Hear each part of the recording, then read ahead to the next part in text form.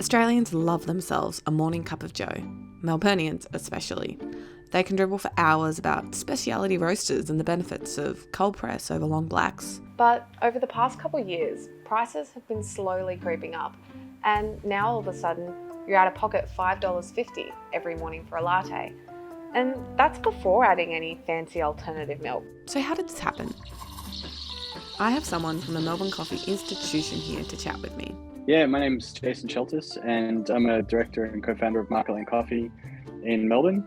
As it turns out, the journey of your frothy latte starts with tiny beans which come from the other side of the globe. Focused on 7 different producing countries, so South America, Africa, and Central America. An enormous amount of work has gone into it before it's made into a cup. So coffee is a fruit on a small shrub, and to get it from that stage from being like a ripe piece of fruit all the way to a beverage, there's heaps and heaps of steps. According to David Parkman, coffee lovers might have to pay up $7 by the end of the year for a coffee. But who is this guy? What does he know, right? Well, David is the president of the Cafe Owners and Baristas Association of Australia. Why are we paying so much more for our coffee nowadays? There's 2 sort of well-cited reasons that the price of coffee has gone up. The first one's sort of inflation, local inflation, and the second one's the commodity price, or the C price of coffee. 2 reasons: inflation and the commodity price of coffee. Let's unpack inflation. This 5-6% inflation, whatever we're seeing in Australia. And the way that we've seen that is the price of things to us, the cost of doing business has gone up across the board. So for things like, freight, utilities, packaging goods, pretty much everything has increased in price. Remember that supply chain that trickles down all the way to the workers in the coffee field? Yeah, there are a lot of moving factors that affect the price of your caffeine hit. Challenges at origin that are happening because of not only the war in Ukraine, but global inflation as well. The cost of fertilizer has more than doubled for coffee farmers, and that's because of the war in Ukraine.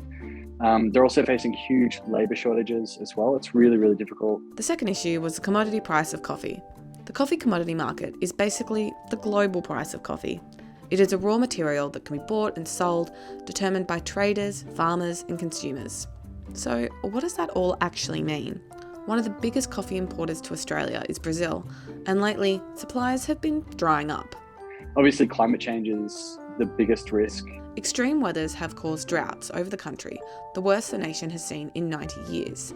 This in turn affects the production and fielding of coffee beans, with an estimated fall of 30% by the end of the year.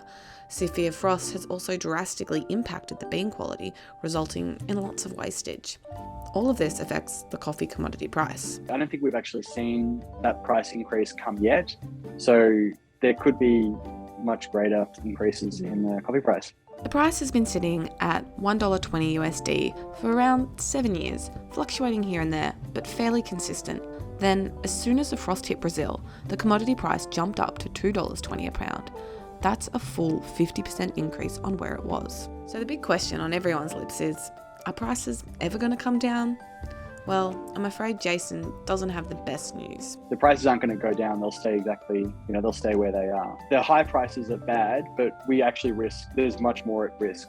Like an expensive cup of coffee might not be very palatable, but we also have to think about the future of a lot of people who depend on it as their livelihood. Looks like I might have to start drafting a budget to support my caffeine addiction.